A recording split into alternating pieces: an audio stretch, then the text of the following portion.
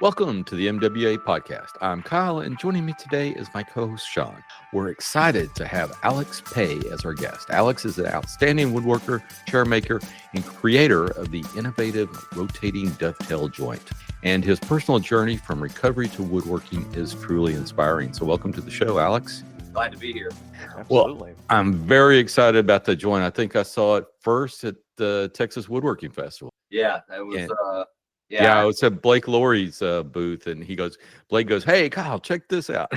Yeah, and so Blake was there, Joe was in there, and I had been corresponding with him a little bit, but it was. I brought a couple with me just because the videos don't do it justice. Right. It's just so wild. It is. Well, I can't wait to get into it. But before we do that, let's thank our patrons. So who do we have to thank this week? For sure. We'd like to give a big shout out to our Patreon supporters today. We're giving that shout out to our friend Katie Thompson. Katie, thank you so much for your support. And if you, dear listener, would like to support the MWA podcast, you can do that by going to patreon.com/MWA podcast. So let's move on to what's in the shop. So Sean, what are you working on? It's not so much in the shop. Okay. The weather's been absolutely nuts. My yard. So disclosure, no one that listened to this besides my father has seen my house. I have an old house with a ribbon driveway in Northwest Ohio. A ribbon of concrete with what you could call grass, gravel, or anything else along the way, in between and to the side. I have a family with 4 cars with 2 adult boys that live here as well. And so to avoid shuffling cars a lot, we kind of parking lot the side of the strip. There's another garage door over there, but can't park in the garage, too much crap in it. So we kind of like angle our cars, my sons and I, to the side. I rutted that section so bad in the last couple of days because we went from a heavy freeze to a thaw. The last couple of days it's been above freezing. And it's all sandy soil, and I drive a freaking little Trailblazer. It's a light SUV. It's not a major. And it looks terrible. So my wife asked me this morning, so like, when are we hiring a contractor? When are we getting a freaking driveway? So that's on the docket. Anyway, not in the shop, but in the kitchen. And I'll rope my wife into this because it was her idea to begin with, but we're on the sourdough kick. About 4 years late from the pandemic, that sourdough was really big. You're a little late to this party. But she got a starter. But she got a starter from Canada. I forget how she found it, but she got it. It's got a story. It's 150 years old running, whatever. And so she tested out a loaf. The first thing she made actually was tortillas, which were great. Just from some of the discard from like leavening the mixture. And then I was out of town in Austin 2 weeks ago for the Super Bowl. She took 2 different loaves over to my neighbors of different recipes with some dipping, whatever, and try that. Today after work, I came home to find her making a cheddar jalapeno loaf, which is, we're going to see. We'll see how that works. We're learning chemistry. Good. We're learning baking. We're working. I'm obsessive, and I'm normally the baker. So I ask a lot of questions that annoys my wife because I want to know and I want to see what happens and notice the differences and how to correct it going forward. Like those kind of things, because I'm a detailed kind of guy. But, so she just send you to the basement? No. This is where I record. So I'm down here. She's watching Bridgerton or something right now. She's fine. Okay. No, I mean, after you give her a hard time about the no, it's not that. But she's like, I've got it. It's like, well, when's the next time you stretch and fold? She's like, look at the timer. We're gonna do this. I'm like, okay, just get it done. But anyway, that's about it. It's work has been kind of bonkers crazy lately, and so I haven't been able to do much more than relax when I get home, and I'm okay with that. So Kyle, how about you? What are you doing? I had fun this week. Oh yeah. Yes. So since the last time we recorded, I guess maybe it was Thursday or Friday of last week, at the table saw doing some stuff. I turn on the dust collector and I just look over there. Now, my dust collector is a single stage dust collector that I've converted to double stage and put one of those super dust deputies on it. It's old Delta, and I upgraded the bag to one of those canister filters. Okay. And so I look over there and I noticed a canister filter is sitting on the dust collector a little cockeyed. And I go over there, and there's an obvious gap right there. Just blowing everything back out of it? Yeah. And that whole area is covered in dust. And I'm sitting there going, how long has this been going on? I haven't noticed. But the canisters held on to the main body of the dust collector by these little turnbuckles, like 3 of them. And one of them was only hanging on. So the other 2 were, just flailing around in there. And so I was able for that canister to move. And I'm assuming that happened when I had to evacuate my shop for barrel and when I brought everything back. So if that's the case, it's been like that for months that I didn't notice. Who knows? You haven't cleaned it out since? No. Okay. So I was just like, Well, how's your air quality down there? Well, it was probably horrible, Yeah, I couldn't tell, but I do wear a respirator most of the time even when so. I'm Okay, doing that that's stuff. good. Yeah, that's good for you. Okay. Yeah. So, but I imagine, I take it off when I'm not. So who knows? But yeah, I had to do the full thing. Take it apart, put it all back together, and then I just decided, open up the garage door, the back door, get the leaf blower out, blow everything out, all that kind of fun stuff. So, yeah. So anyway, I like the leaf blower trick. That's I take it outside. I turn my air circulator on, and then I just kick everything up, let the circulator pull it in. Yep, exactly. That's exactly what I was doing. So anyway, but I got it fixed. But I was just like, how long has this been doing that? And I didn't even notice. But anyway. Oh, good you found it. I mean, no matter how long it was, it's good that you found it, and it's not like damaged, tedious to get. And put back right. Oh yeah, it took me about an hour. I was back in business, but I had a cleaner shop too. So hey, it is what it is. The other thing is my jig parts. For hopefully this is a year's supply of my little wooden parts for jigs. I'm done. I'm finished. All right. So just announced fire sale on Kyle's exactly. But anyway, the only bad thing is now I have all these little wooden pieces laying around in cardboard boxes and stuff like that.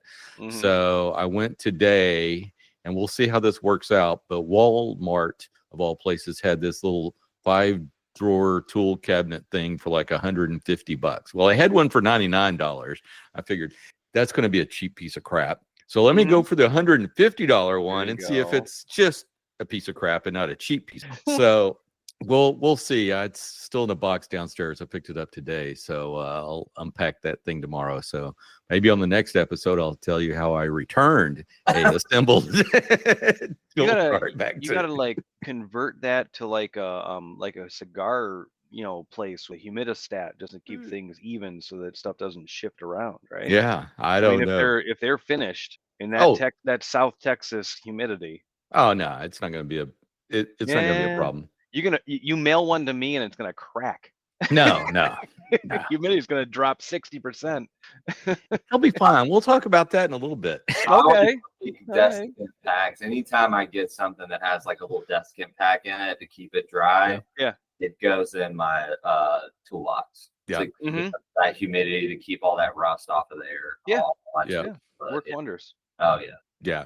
Nah, I think you'll be fine. But anyway, so I got one, so we'll see how that's going. And hopefully, by the time this post, I will have drill bits stocked. So as we're recording this, they're supposed to be delivered tomorrow evening. So, UPS, shows up at my house about 8 p.m. So anyway, so hopefully tomorrow evening I will have a whole bunch of drill bits. So if you've been waiting for the 5/8 drill bits to be back in stock, they will be back in stock. And also I'm working on a new base for the stretcher drilling guide.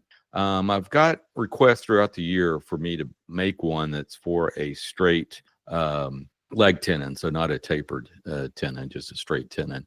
And it's always been an issue because drill bits are not the same size. When you go from drill bit to drill bit, it can be 1/1000th too big, 1/1000th too little. It's just what they call nominal tolerance. And so it's been an issue trying to do something with the stretcher drilling guide, which I got to have something that fits into that leg hole to get something that, hey, it's not going to be too tight or too loose or whatnot, depending on, my customer's drill bit, what types of drill bits they're using. So I have like 3 ideas on how to solve this problem. So I've ordered a bunch of stuff from all over the country and internationally, and it's all supposed to be here within the next week or so. So I'm going to be, doing some development, some prototype stuff like that. So we'll see what happens, but I'm committed to cracking this problem. So All right. Anyway, Look forward to it. Yep. So we'll see what's going on. But anyway, so Alex, what are you working on in your shop? So I have 4 Doberman chairs that they're headed to France, and so I've been working on those, and I haven't necessarily talked about this on my social media at all. But when we had the freeze come through here, normally here in Houston, it's nice and humid, plenty of moisture in the air. Well, oh yeah. By the way, I forgot to mention, Alex does live about, I don't know, hour and a half away from me, other side of Houston. So anyway, Okay. Yeah, And- That's just across town. basically, yeah, it is. As I found out that the other between the east and west side of South Austin is a 50-minute drive. I experienced Texas in that way. I'll get family that are friends. They'll say, "I'm in Houston." I was like, "You're nowhere near me." Yeah. You're nowhere Nowhere. you are, but you're not close to me. Yeah, you're Yeah. at least 50 miles from me. At least. So we went through with that freeze, and it took all the moisture out of the air, and all these seats are made out of white oak, and so they shrank and they cracked. Every single one of them cracked. Wow. I came out and I was getting ready to do my final sand before I put finish on it, and I start looking at the sides of the seat, and I start seeing these cracks, and I just could not believe it. Always a possibility. Wood moves. It just does. That's what it does. Yeah. And so, I got out here, and of course, the first, what can you do? I just packed my stuff up and went back inside. My shop is in the garage, so I walked out here. 30 minutes, they're all cracked. Go back inside and say I'm done for this. And so I came out about a week later, and the moisture was back in the air, and I actually could not find the cracks again. I took pictures of everything, so I know where all of them are, and so I'll reinforce them from underneath the seat should they France where they're going. It doesn't normally drop below freezing, and so there shouldn't be issues, but I'll just reinforce those. But one of the chairs I'll have to completely remake because as it cracked along the width of the chair, and even though it is rock solid, I could stand on it, I could jump up and down on it. It's one of those things that it's going to be across an ocean. If there's issues with it, that's a big problem. So I'm in the process of remaking that one, and then final sand on the other. So fun, but it's just one of those things with wood. It moves. It's gonna crack, or it's not say it's gonna crack, but that. So yeah, it will. But funny enough, on this joint, when I first put it on the internet, and everybody was like, "This thing's gonna crack. Wood movement this, wood movement that," and these seats cracked everywhere but that joint. So there was plenty of room for wood movement on them. I didn't pin anything in, and so that was kind of. There's a few things that I can be grateful for. One, that they cracked here and not in transit, right? Would have been terrible. But 2, it let me kind of know, hey, if there is wood movement, it won't affect that joint at all. So it's good to know that. But that's so these were like hairline cracks, I guess, in the end grain edge. In the end grain, most of them were hairline. Like you could see them, feel them. But once there was moisture back in the air, I could run my finger over where it was in the end grain, and you can't feel it at all. So everything moved back, but I'll still reinforce it from the. Yeah, I mean, where I am. My house is built in the 50s and it's hardwood flooring. We get temperatures through the year that change in temperature and humidity 100 degrees and 90% humidity. Oh yeah. So, a month ago, 2 months ago, right into January, we had a bit where the dew point was -12. So that is drier than dry. Yeah. And it was 5 degrees. Oh yeah. I mean, it was cold. And yes, the furnace is running, and yes, the humidifier is supplying, but the internal humidity in my house dropped below 30%. Yeah. Cracks in the floor show up, and you don't really feel them, but you hear a little more movement when you walk around. But in the summer, it's going to be 90% humidity outside. Yep. So the air that thing's bringing in is going to change, and so you get that fluctuation. It's okay. It's normal. And you went through an extreme change. Oh yeah. A very extreme change, especially for your environment. Right. Even if that happens in the future, it's not going to fall apart. Right. But it's going to be a little. It might pinch you. For that time that it's exceptionally cold, put a blanket on it. Oh yeah. And go about your day. It that kind of stuff is wild. The seasonal changes, and you just experience like an extremely quick one. Absolutely. Yeah. We don't get freezing here much. Yeah. I know that was a weird event for sure. Yeah. Much less the snow. Yeah. But yeah, it'll it's part of it. And, is what it is, and move on to the next thing. Yeah. Well, I'm going to use that as my excuse for the dust collector. That freeze must have, shrank shrank the things. Those turnbuckles fell off. That way, it was only a couple of weeks of that. That makes 3 months. You make light of it, but watch a blacksmith and how they work with heat and what happens when temperature changes like that. And it's very true. Hot or cold, that stuff. No, Kyle, you probably just didn't notice it, but it does happen. I'm going to tell myself that though, just to make myself feel better. There you go, man. That cold snap really did a number. Well, so I'm part of this little woodworking group on Instagram, and we're kind of all over the place. And from Australia to some people in the UK to scattered across the US, and it's really to kind of we can ask questions. We're in varying levels of expertise. On some of us do this full time, some of us do it part time. And I went to my group and I said, "Hey, this is what happened. What can I do?" And then everyone else started like, "Hey," because that was across the U.S. on that freeze, and so everyone here was like, "Yeah, this cracked and that cracked," and a lot of people do veneer work, and so there was just that whole weather system just wreaked havoc on all of the woodworkers in that group, and it was just, what can you do? Yeah, Mother Nature is undefeated. Correct. Yes. Yes, it is. Yes, she is. Now, were you in this area when we had the big freeze? I guess a few years ago.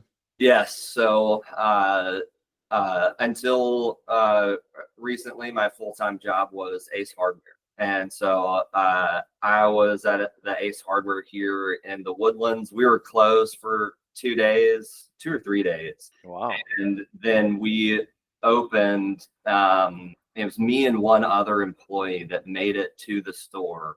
And there was a line of 40 people outside the store. And like, we had prepared for PVC, like sprinkler systems, backflow valves. Well, because nobody had power and nobody knew that there wasn't any insulation above their garage, it was all copper.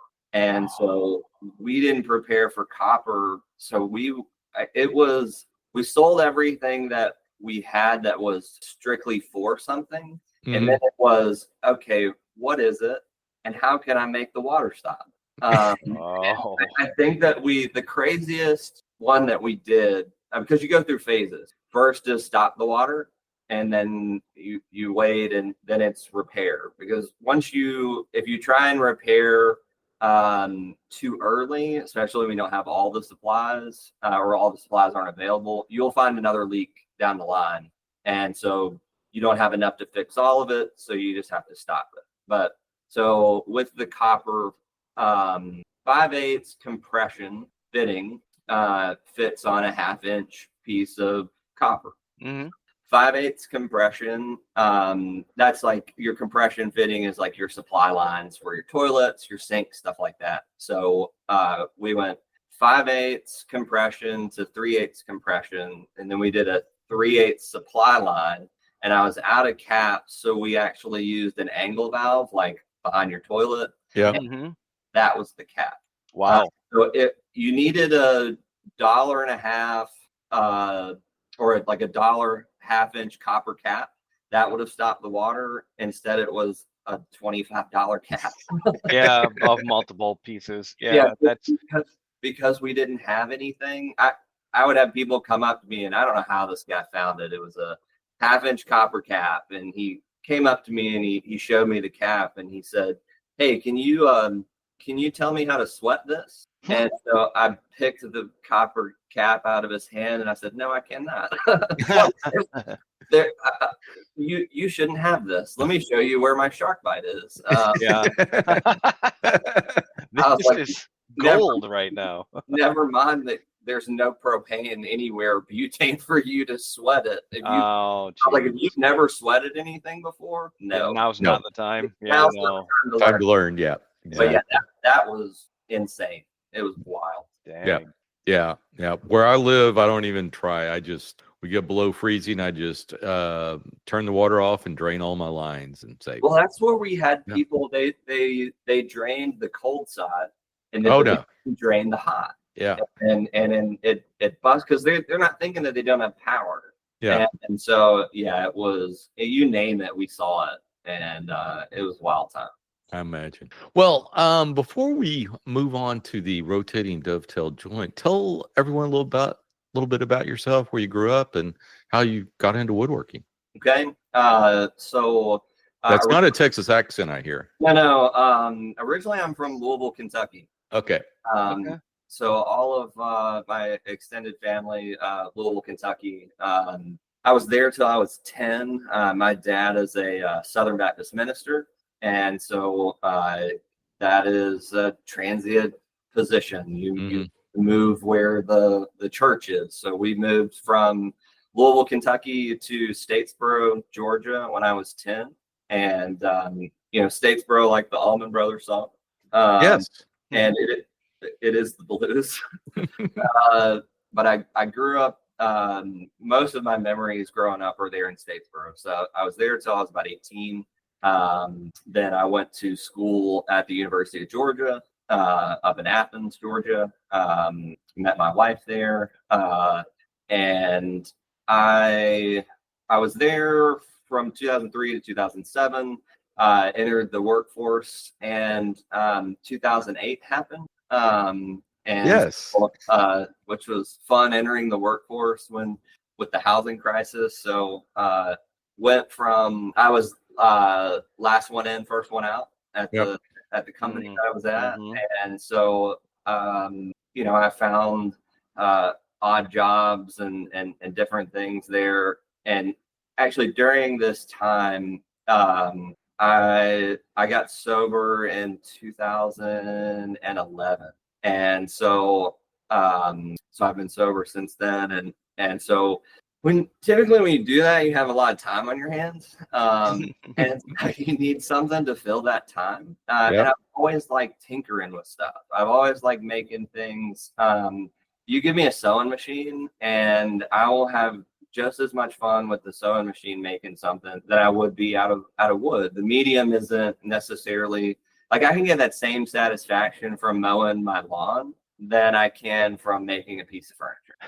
Okay. And so it's that you start with nothing and you end with something. And so where the lawn looks like crap, and then now it looks fantastic, and it's that feeling of accomplishment. And so, but I get that same thing with woodworking, only there's not really any creativity with lawn stuff. I guess you could get creative, but no.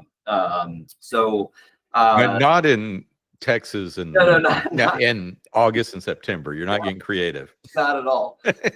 You're trying to maintain your water weight. But So I made a guitar.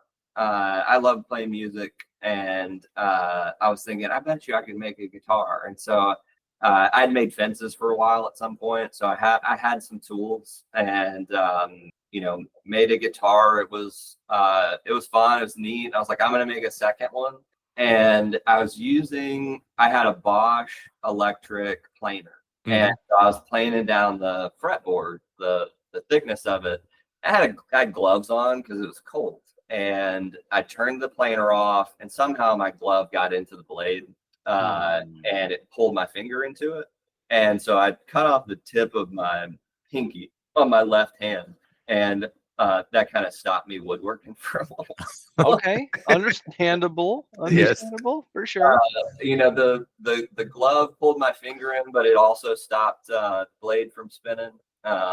And so I'll never forget I come inside, and my daughter, she's maybe 6 months old, 9 months old at the time. So I come in, I hold my hand, and I tell my wife, I was like, yeah, I'm going to need to go to the emergency room. And she was like, oh my gosh, look at all the blood. And she was like, let me get, so, when you get sent home from the hospital after you've had a child, they give you these pads for bleeding, and so she went and got one of these pads, and was like, here, you can she's like, here, put this on, it'll stop the bleeding. I was like, I am not going to the emergency. A birth pad wrapped around my finger, and so we went, and they gave me a tetanus shot and basically put a Band-Aid on it and sent me home. But fast forward to making it out here to Texas. My wife got a really good job, and so I was stay-at-home dad for just a little while. And if you've ever done that, God, hats off to you. After 6 months, I was ready to trade any amount of money. Just pay the daycare that amount of money. Pay that money. I love my daughter. She is 14 now, but she was 3 at the time. And so I go to work at Ace Hardware, and it kind of rekindles this, like the woodworking, the creativity involved in that. One of them, my coworkers there, he made furniture, and I was like, hey, help me make an entertainment center. And so he was like, yeah, I'll teach you some stuff. He didn't teach me anything. He let me watch, basically. And he built this entertainment center, and it really just kind of started this, I want to make things again. And then I started collecting tools. I started making things out of pallet wood first. A lot of people knock on pallet wood, right? Where they say, I don't make stuff out of pallet wood, and just really kind of shit on it. And it was a great medium for me to say, like, hey, this was free to me. Do I really want to get into woodworking? And so I made all kind of stuff out of pallet wood. Nice.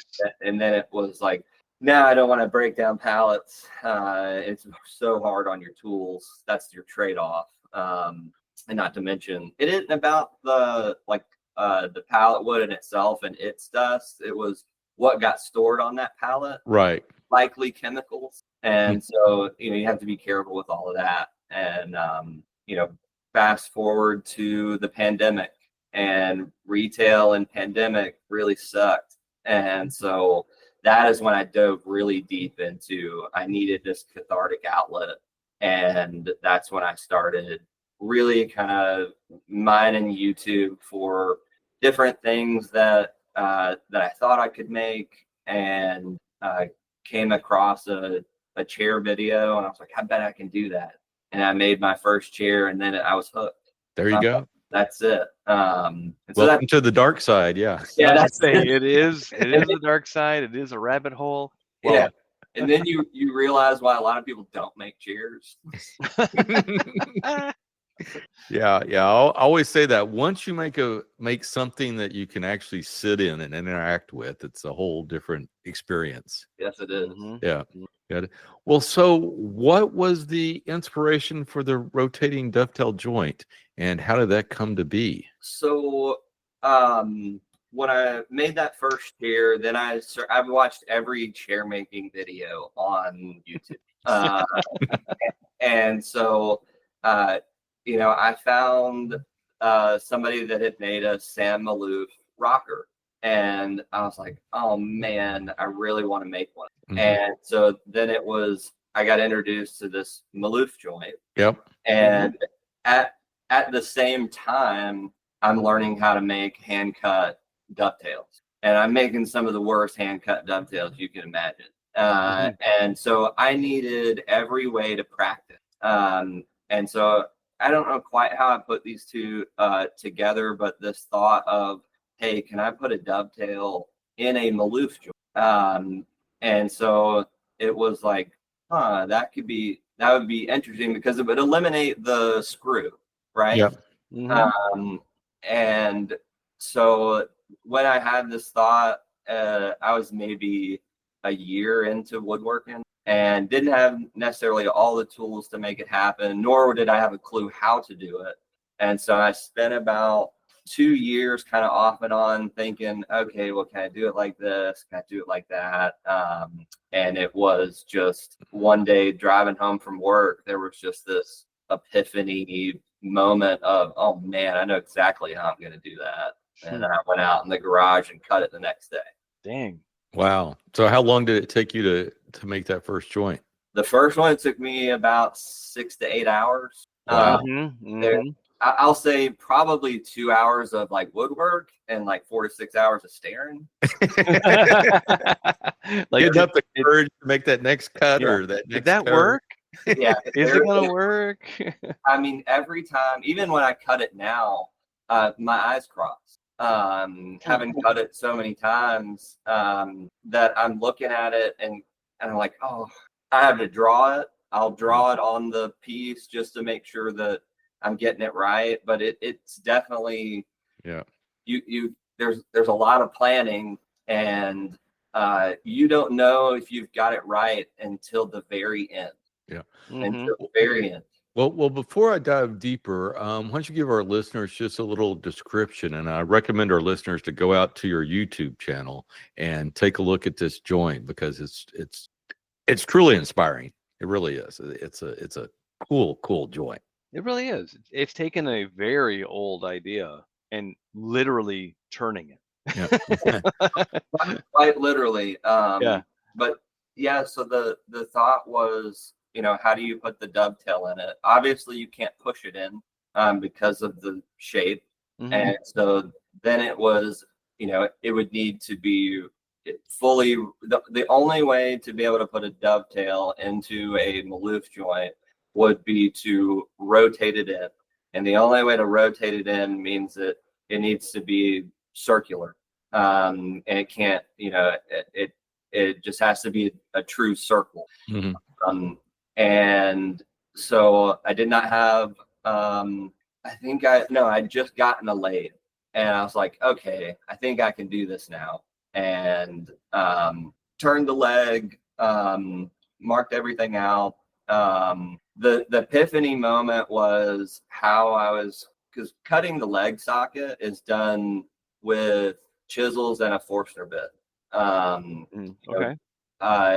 You take a 2 1/4 inch Forstner bit, drill down about 1/4 inch from both sides, and then you drill through with I think it's 2 inch and 1 1/4 inch. That's right. Okay. And so a lot of people would ask how did I make the half circle on the leg joint or on the seat socket? Like, how did you cut that half circle? And the easiest way to cut a half circle is to cut a full circle and then cut that circle in half. Yep. And so then it was a matter of just using chisels to create that angle. And I used a little guide to do that as well. But that was going to be the easier of the two parts. The leg part was, how do I make that angle consistently on the leg? Yeah. I settled on router table with a dovetail bit, and I would put my fence so that my leg was dead center over the top of it, and I would put up stop blocks on either end for a couple different reasons. One, it keeps my margins clean, but if the router bit were to bite into it a little bit, it doesn't have that far to go. Right. Yeah. Fair. And then I rotated over top of the dovetail bit, and that's how I cut both sides of those. And then just using hand planes, chisels, card scrapers, whatever you got, you take that full circle and make a half circle. So I call that portion of it opening the joint. You don't see any dovetails at that point because you're trapped inside the leg.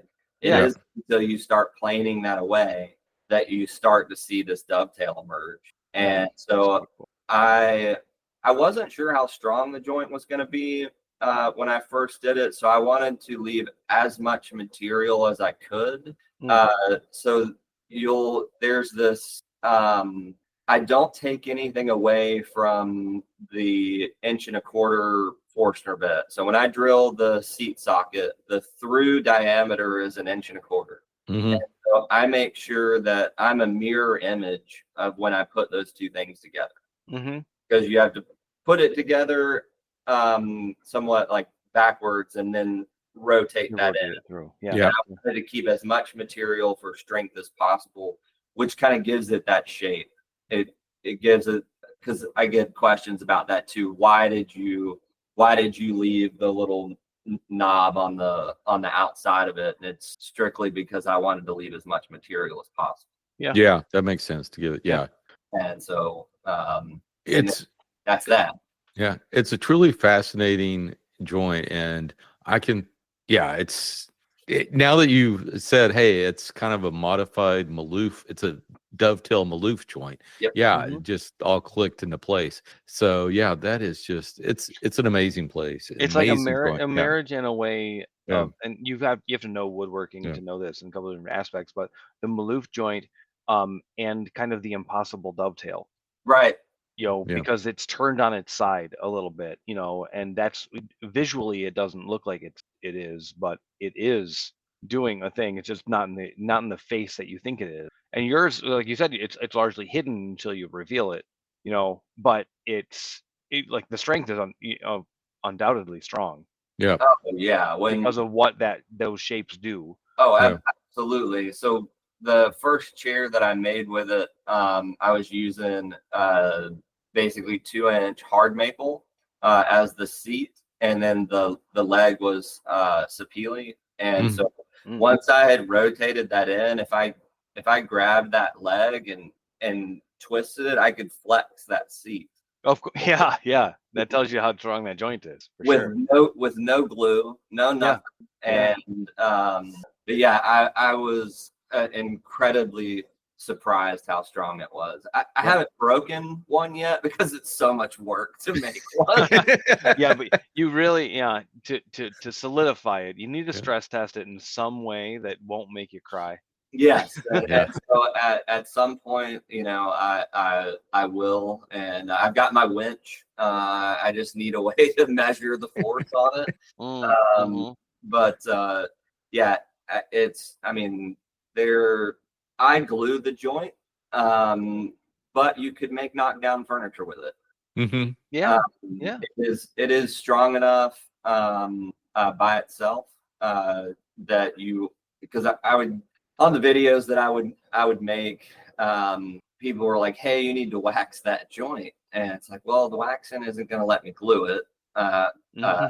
Yes, it would help with me rotating that joint. Installing it, but it hurts me down the line because you can't glue it then. But if you could use it to make knock down anything. And as far as the application that I use it in, it is in chair making, but you could make shelves with it. So anywhere that a post meets just a end grain, you could put that joint there. So if you think shelves, you would just need to put however many shelves you wanted. If it was 3 shelves, there would be 3 rotating dovetail joints on each leg. of the shelf, Yeah. and you rotate them in. Yeah. Well, I think that's another seems, interesting. seems like a tedious installation at that point, but It would be. Yeah. But the one of the things about this joint is it is very, very attractive. it is. Yeah. It's It's an cool attractive joint. for Yeah. sure. Yeah, that was actually the Maloof joint on its own is like, that's really super cool. And It is. that thought was, can I get it to show a dovetail on the outside of it? And it was a lot of people think that I push it together, and so you absolutely could make it that way. You could absolutely cut the dovetails to where you just push it together, but for me it was, well, you still got to drive that screw. Yeah. Yeah. And so I was like, all right, we got to make it the whole way. But yeah, it is. And my actual particular aesthetic isn't that like where a chair seat and a chair leg would be two different species of wood. I like a monochrome. Yeah. But I specifically make this in the two different species so that it shows that shows that joint. Yeah. Matter of fact, that was one of the things at the Texas woodworking, the Texas furniture makers competition, that one of the judges called out that they didn't necessarily care for the two-tone, and I was like, I'm right there. I mean, it still looks good. Yeah. But they were like, I know why you did it, because you want to show that off. And I was like, yes, That's correct. Exactly. I mean, you could make a piece on the outside and make this a blind rotating dovetail joint. I have done, so yes. Well, it wouldn't show at all. It'd just be there for strength. Yep. Yeah. Yeah, there's I haven't had the time to dive, like really deep dive into everything that you could do for it. And I actually am still waiting on somebody else to cut it. I haven't seen anybody else cut it. And I will say though that I am not the first person to have this idea. It's been tried before. Like 14 or 15 years ago. And so this person that I conversed with was like, no, don't use my name in anything, because the tolerances that they got when they did it weren't what I achieved. Now, they were using a rosette cutter. They custom ground a rosette cutter to do the seat socket in one. And you could do a custom ground Forstner bit. That was going through my mind because I do custom ground drill bits all the time. I'm like, could you do something that would get I guess that portion of the joint cut, with. You absolutely can. And when I was talking with this person, the tolerances they achieved weren't the ones that they would want to put out. And I think because I did not go that route and I chisel out the seat socket, I'm able to keep my tolerances so much tighter. Because matching, I do the leg first. Yeah. And then I transfer that over to the seat socket. And that's how I get my angle on there. So if you're cutting them separately, like you're drilling with a custom ground Forstner bit or a custom ground rosette, and you don't go deep enough, and you got to shave that little bit off, it would be difficult to do. I mean, we've all been on that drill press, and you need that little bit. No, I'm taking more than that. And so that is So the way you're doing the joint is pins first. Yes, pins are on the leg. Tail is on the seat. It's two pins and one tail. It's only one. You can just see both sides of it. And so yes, I do pins first and then the tail. So that's interesting. So if you had a drill bit that did that, then you would be reversing that process. You'd have to do tails first, basically. And then you know, and you could absolutely with a jig or something on the router table, it would be easier to, if you're using a custom ground drill bit, then you have to find a way to take that measurement over to, right, because you can't see it when it's round. yeah, And once you start opening that joint up, you cannot go back to the router table. right. No, I'm going to say no. It would be really dangerous to go. Yes, it would.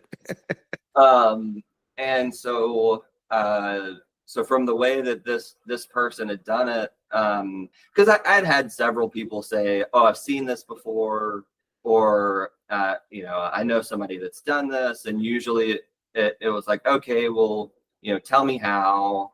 Where did you see it? Can I see a picture of it?" And it wasn't until I talked with this individual that they were like, "Yeah, custom ground rosette," and then they showed me some just wild milling machine that they had. Yeah. And I was like, yes, absolutely. You could have done it. And a very accomplished woodworker as well. And so the skill and everything that went into it. But I think, I didn't have all of those things. So going to chisels and doing it handwork really allowed me to fine tune those tolerances and make it to where it's something that you could actually, put out. Yeah. Now, yeah, I wonder if I haven't seen it and I've looked at a bunch of them, but it kind of has that Japanese joinery to it a little bit, Absolutely. Yeah. It's got that in there, and it's really cool looking, and it looks like it shouldn't be possible. Yeah. And that's what was what's so appealing about it, and actually why it took me 2 years to figure it out. Yeah. Now I would think, if I was buying one of your chairs, I would want you to make me a little joint I could just play with, They all come with one. Oh, they do. Oh, very smart. Yes. So when these chairs get shipped, they will go with one. So because people are going to look at it and say that's not what that is. They either pushed it together, you can't see the inside of it. So they come with one. I cut an extra one to send with them in the species of wood that the chair is made out of, so that they can show people like, hey, this is what's in it. That's awesome. That is cool. That is cool. Well, so how long does it take you to cut this joint now? So it takes me a day. So for these 4 chairs, it took me a day to cut all of the seat sockets. It took me a day to cut all of the legs. Okay. So it's not automatic. It is still fairly labor intensive. And each joint is for each leg. I mean, it's it's a custom fit for each leg. Yeah. For on a chair, you've got, well, if it's a 4-jointed chair, you have 4 individually numbered. That leg can't go on the other side, kind of. Okay. So when you're really good. I was gluing all the chairs, right? So I'm gluing them and I'm putting everything in. I have everything laid out. And the only place you can mark these chairs is on the underneath of the leg. Yeah. You're touching every other part of it. And so, I have A, FL, A, or front right, front left, all the different things. And so I get to the last chair and I have 2 front lefts. And I was like, oh my gosh, which one did I glue into the other one? And so I did mix them up. So you can do it. You can do it. Yeah. Well, that means you're very, very consistent. That is. And that is where they are. It is consistent with that particular setup. Yeah. Yep. And so, of course, as you guys know, you set your jig up and you run the gambit. You do all of it, And so that when I came to an issue like that, it didn't cause me any issues. Now, I will say that the way that I cut it now is different from how I cut it originally. So originally it did not have an extra shoulder. You will get micro gaps in the joint if there's not an extra shoulder on the top of it. If that makes sense. And so I basically, when I cut some extra set of shoulders, so it's like squeezing the seat. It extends out over the seat. And so if you don't do that, you get micro gaps, which you just would have to fill with glue or anything else. So I created that shoulder to really clean that up, and gives it a really good transition from the leg to the seat. Now, it also means that you can't put it in upside down. So if you don't have that shoulder, you can absolutely put it in upside down. I can see that. You can put it in front ways and back ways. Now, talk a little bit about rake and splay and how you take that into account. How do you compensate? About what now? Rake and splay of the legs. Okay, yeah, that was the other challenge. I only know how to cut this thing perpendicular, and just 90 degrees on each side. You'd have to have some crazy jig set up to do this at an angle. And so, of course, I didn't want a chair that just had parallel legs coming up. So my solution there was to cut the seat. So and this is the scary part, is that you've done all the joinery in it. You're weeks into getting this thing to where it is, and you're about to cut the seat in half. And so I cut the seat in half, and I put a bevel on it, and glue it back together.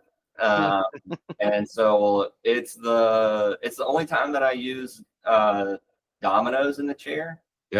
Just for that alignment, because it's kind of funky. But everywhere else is just strict joinery.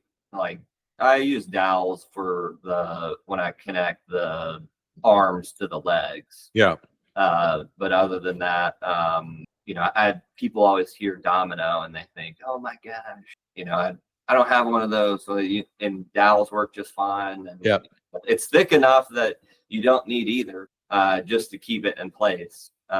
Because then I have to, when I carve it after that, I have to make sure I'm not going to carve into that. Yeah, exactly. That's the only downside of dominoes and stuff is you don't want to, or dowels, you don't want to accidentally see one of those peeking through. Oh man, So I put them fairly low. But if I do, it's at least on the underneath of the seat. But now, what do you use to carve the seat? It looks like you carve both the bottom and the top. Yes. So 40 grit flat disc with an grinder. I just recently got an Arbor Tech something or other. And, they sell a bunch of stuff. And so it's not it's almost like a scraper. Not the one that is like cut. Okay, the something plane or something. Turbo plane. Turbo plane, that's it.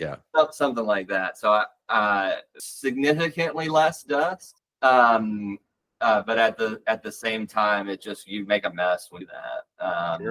And but I do carve the top, and I get a lot of questions on why I carve the bottom. And the only reason that I carve the bottom is to reduce weight.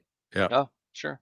Well, it also has some flair to it, I think. It does. It accentuates the rake you have going between the front and back legs. The front of it looks like an old Cadillac to me, like an old Buick. It does kind of. I can see that. And so from the first iteration, that bottom was flat, and like that's how you would see like Nakashima's chairs, that flat bottom with the scoop on the top. But then when I got into this white oak, I was like, oh my gosh, I've got the weight on this chair. I need to reduce it. And so that's where that bottom scoop came out of. Yeah. Yeah. And it's funny that that's kind of how my design process works too. I never drew this chair before I made it. It was strictly I kind of had an idea of what I wanted to do, but never put it on paper. And so like there are a lot of benefits to drawing something a ton. Yeah. But there are some drawbacks too. If you can't free yourself up from, I have to make it like what's on that. And so that's where the first iteration of this chair has bridle joints in the back, where the arms meet the backrest. Right. Yeah. And then in the second iteration, it has the dovetail. And so it's kind of like, I never had enough time to do, like, when I'm out in the shop with a full-time job, I have to it's full send all the time. Yeah. I'm not doing prototypes. I'm not doing anything like that. So it is go for it. And so without having something drawn, I can kind of look at it and say, I think I'm going to do this. And then know that you've only got so much time out here in the shop and that you have to do it. So there's no like analysis paralysis, or I'm scared that I'm going to mess up this wood, or that I'm going to have to start over or do whatever. It is just full send all the time. Well, it's a gorgeous chair. It is. It's absolutely gorgeous. And, I can see a little Sam Maloof. I can see a little Nakashima in this. Yeah, for sure. In the design. Those would be two of the, in terms of influence for me and how I approach chairs, like huge influences. Yeah. And so, but I take, I take influence from anything and everything. It's my woodworking group that I'm a part of. There's some people on there. There's Sam, who's like Gumtree Hill Woodworking out of Australia. Ashley Piper, Shallow Creek Woodcraft. There's a guy named Kyle from Camber Woodworks, and then Charles Hobby. When I look at all of them and what they're doing, all of that stuff gives me inspiration. Everything that anybody's doing that is like, I can look at these things and appreciate them for what they are, but it gets those creative juices flowing. It lets me. It's not just the big names. Everybody you'd think, anytime anybody gets asked who's your largest influence, you hear these really big names. But it's a lot of the stuff that's going on right now that really kind of pushes the boundaries of creativity and to appreciate what they're doing. And it is good to look back and see what's been done. But I think Nakashima and Maloof come out pretty heavy in the work. Yeah, it's pretty cool. So what kind of feedback have you been getting from the woodworking community? So at the Texas Furniture Maker Show, I took Best Emerging Artist from that show, which was nice. Really, really awesome. Honored to be honored by them, and it is. I also get a lot of, oh my goodness, because I started really woodworking in 2020. Yep. And because it's how did you do this in this short amount of time? And when you have that passion, it's all consuming, right? Right. When I go to bed at night, I have to stop myself from thinking about woodworking so that I can sleep. But sometimes that's when you have your best ideas. Well, yes, it is. I've got a pad and pencil by the bedside table, just in case. But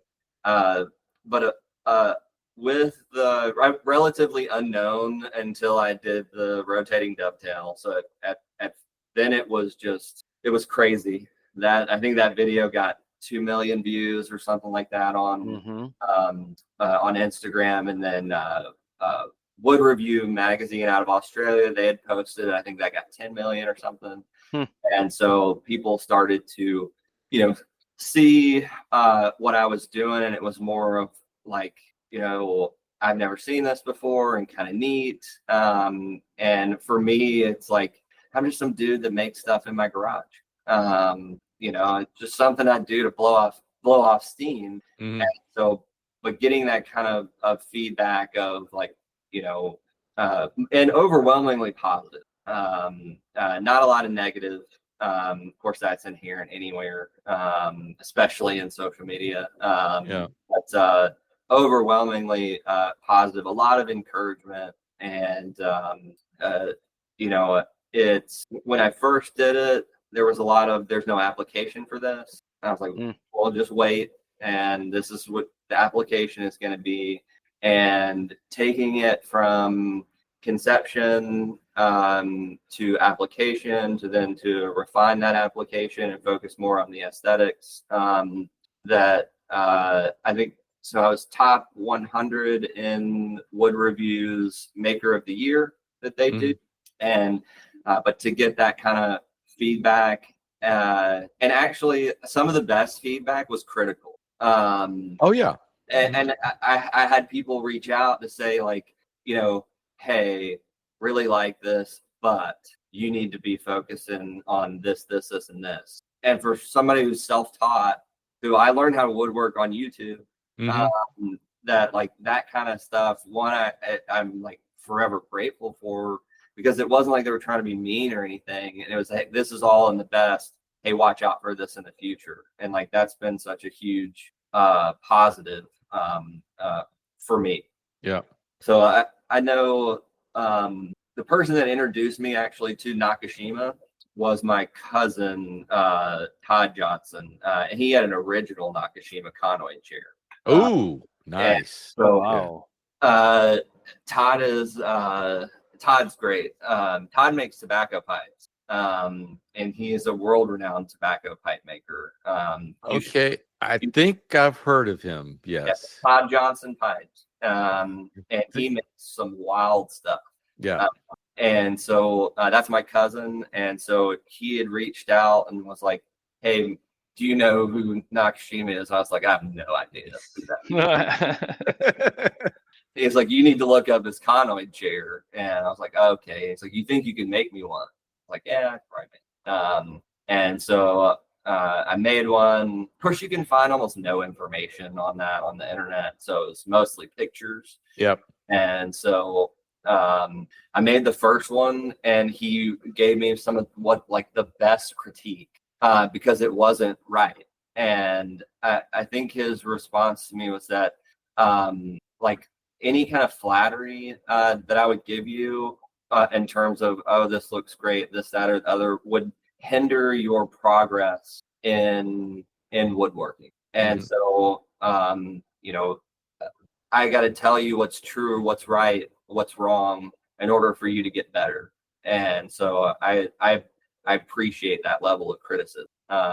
And so I've been fortunate to have people reach out to give that to me, not only to say, hey, really like what you're doing, but also take the time to say, here's how it could be better. Yeah. I agree. I agree with that wholeheartedly. And it's hard to find anything out there about Nakashima's designs and construction techniques. I built one of his couches because I couldn't afford the real ones, but it's like a $20,000 couch. It's like, who knows what it is now? That was years ago. But I'm working off of, basically auction sales and whatever I can find to auction sales. And and I imported that into SketchUp at the time and was able to work out some of the angles. And then I built a little settee out of, just construction lumber, just to try to see if I got everything right. Once I did that, then I built this, I think it's about 6.5 foot long couch. So nice. It's very nice. I've sat in it. Yeah, that was the auction pictures. That is where I went. And and the reason Todd wanted me to make him one was because he sold his way back when. And he said he regretted it ever since. Yep. And so that's when I made the first one. He's like, it's not right. Do this. So I made the second one. Now he has that one, and that's what I'm sitting in for the Oh, there you go. Yeah. Nice. But because I got done with this, I was like, hey, should this have any flex in it at all? He's like, no, 0 flex. But I can rock this. It is. It needed another 1/4 inch in heft. It's your Windsor version of the. It is. It absolutely. Yeah. Yeah, because if you got that, well, we have been talking about the chair, the Doberman chair you made, and I'm curious about how you came up with the name for the chair. So that is off of the first iteration of it. Okay. So the bridle joint that held the backrest to the arms, I was like, I'll do a bridle joint. Well, this is where drawing something would have actually been beneficial because I realized the curve that I wanted to make off of the back of it, gonna cut out almost the entire bridle joint. There was gonna be nothing there. Yeah. And so I had to make these little ears to keep the structural integrity of the bridle joint. And so when you're looking down on it, there's these little ears that it has, and it just reminded me of a Doberman, you know. And so, and I was like, all right, you know, there we go, Doberman chair. And now it doesn't have the ears, so yeah. I was just wondering, you know, it's like interesting, because I was like, well, maybe it's the two-tone color nature of it, you know. It was not even a design feature, a structural necessity, which I solved in the second iteration.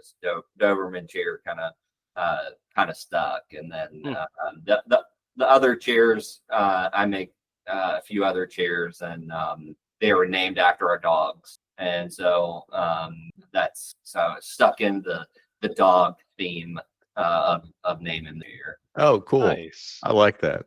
Well, good. Well, just don't come up with a poodle chair, because my wife will make me buy one. Yeah, that would be that'd be something. I'm gonna write that down. What's her number? 555. Yeah, that's right. No. Well, so tell us a little bit about some of the other chairs you made. You mentioned you made a Nakashima chair. Have you made the Maloof sculpted chair or sculpted rocker yet? Funny enough, no. And I've never cut a Maloof joint either. Well, you need to make the rocker with your joint. Yes. And that Maloof rocker is going to be on that like white whale list of things that I want to make. But yeah, I would love to make a Maloof rocker with this joint. Yeah, that would be cool. Well, so I'm sitting here for our listeners behind the scenes here. Pull the curtain back. We have a list of questions, and I think we've just about addressed all of them. I think so. But I do have a couple of ones left. So tell us a little bit about some of the furniture styles that influence your work. You mentioned the Maloof and your cohort that you have there on Instagram, as well as Nakashima. Now, do you make any flat work? Yes. So I just got finished making a dining room table for my mother-in-law. And you know, she had asked me about 1.5 years ago to make her one, and so she just got it. And hey, you're quicker than I am. Yeah, it was, you know, wanted to get that to her, and it weighed like 400 pounds. It was just I did it out of white oak, and a lot of that, my style, and that comes out of all of the YouTube videos that I would watch. So you've got like Nick Sawyer, like a lot of his stuff that I would watch, and like, you want to go get inspired, like you watch his stuff. And when I would want to like learn how to do something, Matt Isla, that's what I would go to, like watch his videos. But all of those woodworkers there that put out that YouTube content of here starting to finish how I did something. I watched it, and that's where a lot of the styling comes from. I mean, I have a ton of books that I can thumb through, but I find my books only take you so far. And so that's where I gathered a lot of that inspiration. But the dining table, I've made two I guess like a credenza or a sideboard or like a console table with I got really interested in bent lamination. And so bent lamination. So I do this console table that has these like 3-foot bent laminations that come up, and it's hard to explain, but you can find it at the bottom of my Instagram. Okay. That was my like 200-300 follower day when I was making stuff like that.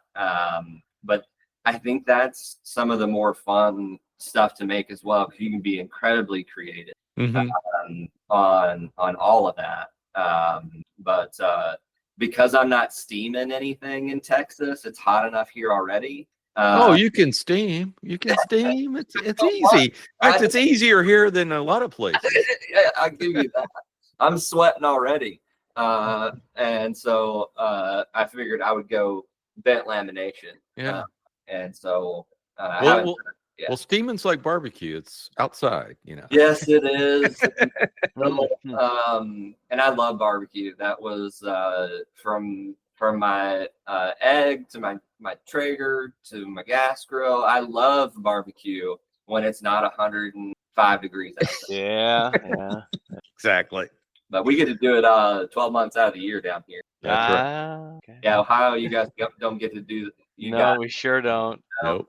It did get to 50 the other day, and it was man. maybe. Yeah. Well, so before we leave you, tell us a little bit about your shop. So what kind of equipment do you have? So I am in a 2-car garage, and I have my Roubo that I built. That is my workbench. I also have my pallet wood workbench. It's I still do use it. But the Roubo would be the centerpiece, and I've 6-inch joiner, so that's challenging at times. Okay. Doing that, but I found ways to make that work. But Powermatic joiner, Powermatic lathe, and it's the big one. I can't tell you what the model number is, but it's the big one. I put it together by myself. That was fun. Oh, I imagine so. Yeah. I attached a winch to the top of the ceiling. Yeah. And, the first time that I did it, it pulled the ceiling. It sagged the ceiling. So I had to brace the ceiling, and then you figure out real quick why they tell you shouldn't lift stuff vertically with a winch. But I've got my floor standing drill press. I run 3 different dust collectors because nothing is on wheels. I don't have anything on wheels. I don't move anything. Everything's stationary. I want it nice and solid when I go to use it. Yep. And so the joiner gets its dedicated dust collection. Then the table saw, band saw, and router table, they share dust collection, and then my planer gets its dedicated dust collection. And I will have to say that so I moved from like your DeWalt lunchbox planer to a floor standing 15-inch planer, and oh my gosh, night and day difference on noise level, quality, all of the stuff. It was one of the lunchbox planer was one of the first purchases that I ever made, and it was one of the last things that I upgraded. But making that upgrade to a 15-inch floor standing planer was was good. Yeah. And then upgrading from like a little bitty bandsaw to your I think it's a 15-inch bandsaw is what 14 or 15-inch. 14, yeah, more. Yeah. There are a couple of people making 15 inches out there. So yeah, kind of a hybrid bandsaw between the not too small, not too big. Yep. I still want one of those old iron ones that are 20 some inches. 20 plus 30. Yeah. Takes an hour to spin down. Yeah. Yeah. So one of my favorite things that this was actually in the majority of the brands that I would buy is through JPW Industries, which is Jet, Powermatic, Wilton. Because I would get discount from hardware from Ace. And so, but their instructions are the best. So when you open it up, and right in the front, it'll say, get your engine hoist or overhead crane or whatever it is to lift this thing up. And I'm like, who has that? Who's got that? I have 2 shop cranes. Okay. Awesome. There you go. You got one to share. That's nice. Yeah. Well, because I have to evacuate occasionally for hurricane you season. learned that during a hurricane. Yeah. Right? I got one that I keep here, and then when I have to evacuate, I take one to the storage place. Yeah. So I got one there to offload. Yeah. And so I go back and forth. But yeah, you can pick them up Harbor Freight, $250. Yeah, I have to look into that. But get my word of advice: get the 2-ton. Spend the little extra money, get the 2-ton and not the 1-ton. Yeah. Even though you won't exceed the 1-ton, the 2-ton has a little bit higher lift. Yeah. Okay. Than the 1-ton. It's a little bit beefier. Yeah. I'll definitely look into that. And then I think one of the most important things that I have in my shop is I have 2 AC units out here. Ah, very nice. Oh, yes. Wow. Okay. So window bangers. Window bangers. One of them is 110. One of them's 220. And so, oh man, yeah, I had to rewire this garage. When I started putting all these tools in here, I've got a sub panel out here, and I looked in it, and they had the ground screwed into the box with the drywall screw. And so I was like, oh my gosh, I'm going to burn this place. And so I rewired it. Again, YouTube, you can learn anything you want to out there. And so the planer and lathe are 220s, and then everything else I run is 110. Yeah, that makes sense. But I will say that like running 220, a lot of people think like, oh, if you're careful doing it, that you can do it. But if you don't think you are, always call an electrician. Yes, for sure. Yep. I've run both in my shop, but yeah, it's something. What I need to do that I've been putting off for years is we have a gas dryer, and I got electric circuit for my dryer just sitting there being unused. I'm going, I need to run that into the shop. Yeah. Get an extra 220 circuit. Yeah, absolutely. Actually, I thought about doing that. But I'm a detached garage, and so I'm like, I've exceeded my no more breaker spots in the sub panel. So done running circuits. I understand. But that's the in terms of like the power tools that I use. Those are all my power tools. Plus, I would consider myself like a hybrid woodworker. Mm-hmm. I love hand tools. I love the skill involved in hand tools. But if I can do it accurately, safely, and quickly on a power tool, absolutely. Yep. I'm the same way. Exact same way. So tell us, what do you like to do outside of woodworking? You mentioned music, and I do. I like music. I love live music. Mm-hmm.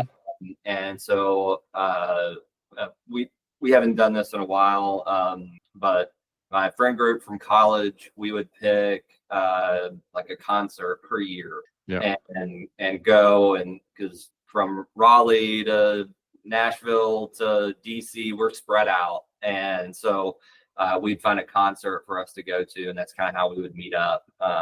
But I love live music. I love any kind of music. I will say, except for gospel music, I can't listen.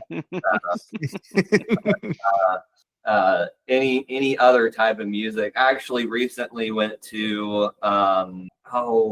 what was a K-pop concert. Oh, really? Okay. With my 14-year-old. Yeah. And so it was a birthday present for her.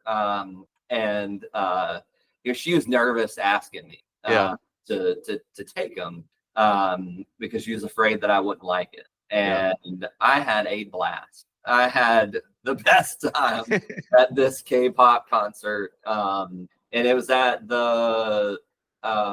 we were downtown Houston. I can't remember the venue. But when I took a break, because I let them pick the seats, and I'll give them this, is that they did find the coldest place in this theater. We were right in front of the AC unit.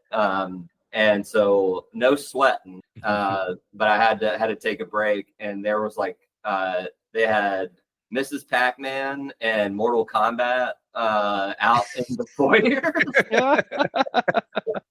So I would go play some Mortal Kombat and Mrs. Pac-Man, and then come back in and watch the show. But it was it's any type of live music.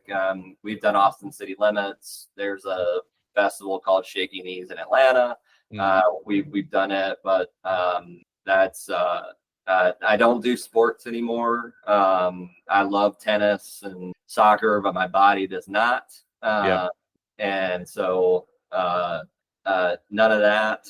And so it's full on woodworking now, and music. I listen to a lot of music. So that's what I enjoy outside of work. Very nice. Well, let's move on to our fortnightly beer choices. So I'm going to recommend something that I think I've recommended before, and I'm actually not drinking, but I do have some in the fridge. And that is the St. Arnold's Imperial Watermelon Cider. Very nice. It is now my favorite cider, and it's pretty good. It's pretty good. It'll sneak up on you. It's like a little over 8%. Oh, nice. Okay. All right. That's a heavy cider. Yeah, it's a heavy cider. So anyway. And when I was down there, I saw Carbach, but I didn't see any St. Arnold. And I was beholden to resorts. Yeah. So I get it. It all depends on where you are. But you sure. can find St. Arnold's almost everywhere. But on tap, Carbach may have it because Carbach is now owned by InBev. Oh, sure. Yeah. Okay, that makes sense. St. Arnold's, I mean, it's not. And I was, unfortunately, my time down there, I was largely, kind of held. I didn't have my own way of transportation. I didn't get out anywhere. I know there's a fantastic scene in and around Austin, Texas. Oh, yeah. I did not get to experience that.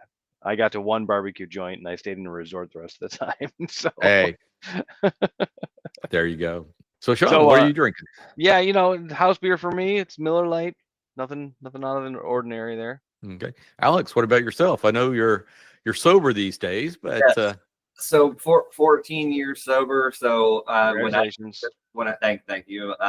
So when I think of partaking, it's always in a group setting. Yeah, it's never me going out, and so that group setting for me is important. And so I will say one of my favorite places to go out with friends is a cidery.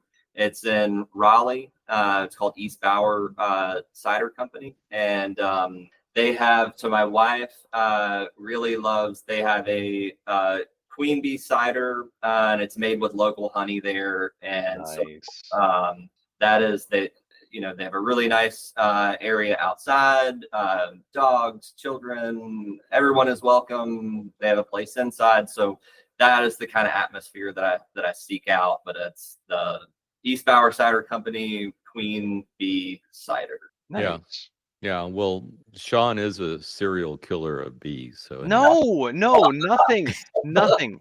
Love the bees. The bees don't like to live in my backyard. That's we have been inspected with no marks. There's nothing we've done to harm the bees. It is purely circumstantial. In 3 years of keeping bees and getting more bees and keeping more bees, we experienced all of the pitfalls of trying to contain a wild animal, insect, whatever, swarms, death, whatever, you know. I did mention that we get to like negative degrees here, and so despite my best efforts, you know, there are truly natural reasons why those things don't survive.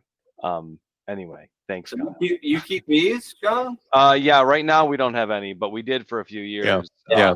I have 2 He was hives. always talking about the bees, and then about a year ago, silence. Yeah, well, because so we went from one hive, and that was successful, and then they died in like February, going through the winter, and then we saw activity through the winter, and then all of a sudden we found a dead hive. So we tried again. Those were successful. The queen tried to swarm. We split the hives. We got a second hive. The next year, kind of similar thing. They both didn't survive the winter. We started again. We went to 3 hives because they swarmed, and then they swarmed again, leaving a weak hive that died. And it was just crazy. Like at one point in that time, I walked out into my backyard. I see just a cacophony of bees all over the place, and look 40 feet up into a maple tree behind where the hives are. And here the queen must be, because there's a big hanging ball of bees. And they've got their own idea. They're on their own. They'll find a spot. They always do. But we tried. But I do have in smaller jars, but gallons of honey. In my basement right now. Gallons. Nice. Yeah. And never to a point of damaging them. We always made sure we left plenty. We took off the top. We separated the bees for a time, and only recovered what they didn't necessarily need. Right. And it's a very interesting process. I don't think we're done. We're on a kind of a hiatus at this point. It's a mind consuming, not necessarily time consuming, but it makes you worry. You know, you look out and you're looking for insect activity. Which is kind of draining in a way. And then the recovery of any honey, should you be doing that, is no matter how you slice it, it is a messy process. Oh, I bet it is. I find it fascinating. It's really cool. I've literally seen, there are roles that bees have, and the males are the inferior of the species. They have one job, and when they're not needed for that job, they get kicked out. And I've literally seen it's a converted nurse bee body slam a male out of the hive, suplexed him backwards. Nice.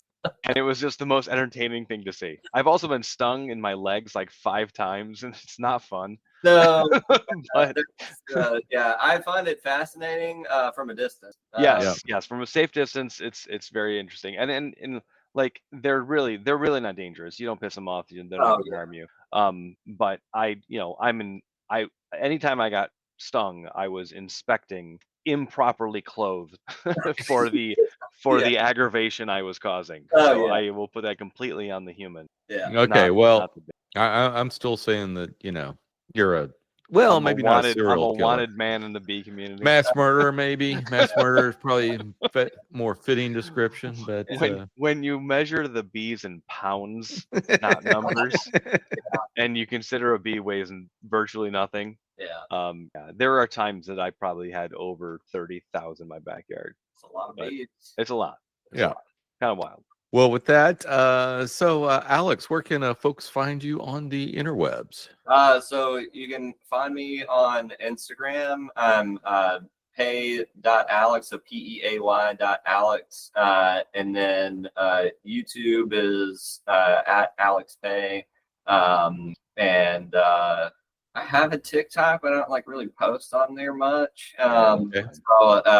But those are the two. Instagram is the main place that I post. And so you can find me there, and then hopefully more YouTube videos coming here soon. I have a little bit more time on my hands, so nice. That's hopefully where that goes. Well, cool.